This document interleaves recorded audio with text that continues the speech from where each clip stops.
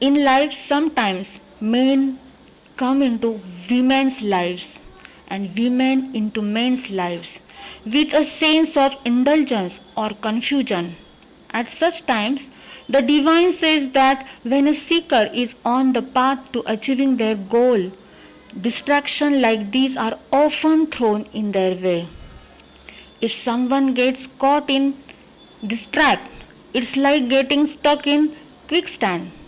In such unfavorable situations, instead of reacting or running away, Paramatma guides us to set on a journey of knowing our own self, to know and feel our own existence, so that the outside distractions and negative emotions do not harm our inner peace.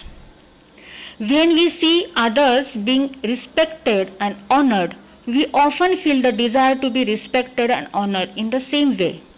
But the divine says that the desire for respect and recognition can lead to disgrace. A person who seeks respect may end up making many compromises to achieve it. At times, one might see the failures of others and feel disheartened. Paramatma says, those who look toward failure can never succeed.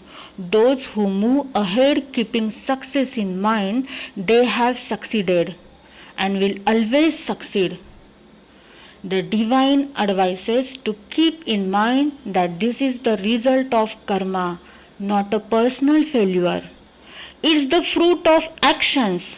Once karma is addressed, your true self will emerge. The second chapter teaches us to have a mindset that all problems and challenges can turn into a good fortune in their lives. When we all adopt this way of thinking, a new journey in life will begin. The path of obstacles will become opportunity for prosperity, and new doors will open through adversaries. Chapter 3, titled Chaturangiya. I repeat, Chapter 3, titled Chaurangijam, lays down four important limbs of liberation. The first most important limb laid by Paramatma is Manushyatva, humanity. Traveling through the cycle of birth, death and rebirth, every soul has n number of times experienced being a deity in heaven, or an infernal being in hell, or a being in the form of an animal, bird, insects, etc., or as a human being. A person can receive a human form due to pure karma, but that doesn't guarantee humanity. The cycle of birth and rebirth happens based on karma, and people can be born as a human due to either karma or dharma, righteousness. We all have countless times attained human birth due to karma. When karma creates a situation, a being gets a human name and become a human. Even a misguided person can become a human, but they lack humanity. Humanity is the highest state of being.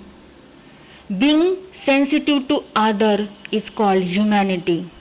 Being sensitive to other is called humanity. Simply getting a human body due to the cycle of rebirth does not equate to humanity. The rare human birth is not just about being human, it's about humanity itself. The four supreme qualities are rare because they can't be obtained through karma. Karma can elevate someone to become a universal ruler, Chakravarti, a divine being, Vasudev, a strong protector, Baldev, or even an Indra. But true humanity can only come from dharma, which is why it is rare. We should reflect on our humanity. Do I feel the pain of others? Do I sense their troubles? Can I feel their hunger or suffering? Being sensitive to these feelings is the hallmark of humanity. Those who lack sensitivity, even if they become powerful rulers, may end up in hell. Only those who possess humanity attain liberation, moksha. The next limb is Shruti, hearing. All five sensed beings can hear, but here the term hearing is different. It refers to the hearing that comes after compassion and humanity. It is the inner voice. Only those with compassion can hear the divine and perceive the divinity. Those who can hear their inner voice attain the next limb, Shraddha, means faith. While everyone can hear, not everyone has faith. Faith means being able to see what is not visible and to hear what is not audible. It is the recognition of the ultimate truth. Faith is the ability to perceive divinity beyond sight. It is the vision that sees the divine presence in every situation and every person. Those who can feel the divine essence, which is beyond understanding, beyond logic, and beyond intellectual reasoning, are said to possess faith. Faith is not just acceptance based on our understanding. It is about accepting what does not fit within our reasoning or dictionary. It requires courage to accept truths that cannot be analyzed or explained logically. Sudarshan had the strength of faith, which allowed him to perceive the ultimate truth that can be seen through the eyes of faith is attained, while what cannot be seen remains unattainable. Those without faith lack ultimate knowledge, which is why faith is considered rare. Humanity is as rare as the ability to hear. After listening, we engage in worship and faith takes birth. During a kirtan, a person once gives a discourse on Gita, attracting many listeners. One listener who sit in the front of row become very emotional when the talk begins. After one session, the speaker is curious about these emotional listeners and call him over to ask for his name. The listener responds, I cannot hear. The speaker is puzzled because he sits in front row and become emotional yet cannot hear. He wonders how this is possible. The listener explains, I see Arjuna listening to Lord Krishna as he recites the Gita. I listen to the Lord Krishna and become emotional just by seeing and hearing him. This is what is called hearing with faith or devotional listening. When faith is born within, the next is self-control, Sanyam, which is fourth limb. Here Sanyam refers to the inner strength to self-control. Having interest in the teaching of self-control is one thing, but awakening power within is other. True listening leads to the birth of love, forgiveness and non-violence inside. If listening does not inspire forgiveness or self-control, then it is not considered the true listening.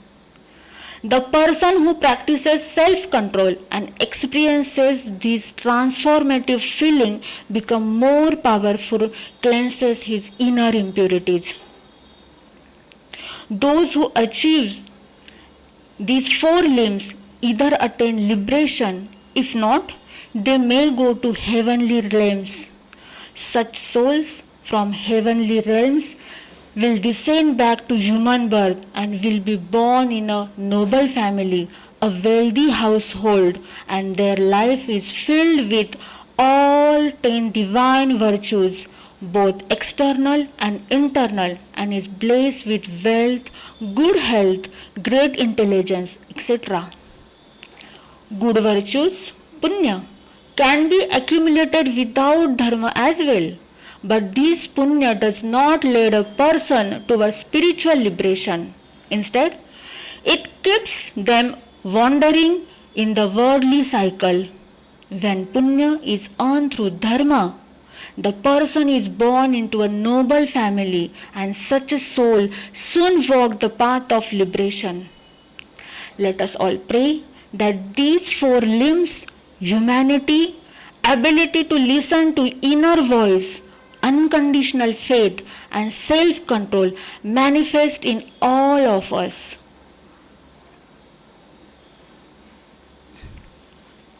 Today we saw the secrets of the first three chapters of Uttaradhyayan Sutra, narrated by Gurudev Pujya Praveen Rishi Maharaj Sahib. I would like to thank all listeners. Thank you so much. Today we get some interruptions. I conclude my session here. Thank you all of you, and Arham Day, now Mangal Path. Chattari Mangalam Arihanta Mangalam Siddha Mangalam Saho Mangalam Kevale Pannato Dhammo Chattari Mangalam Arihanta Mangalam Siddha Mangalam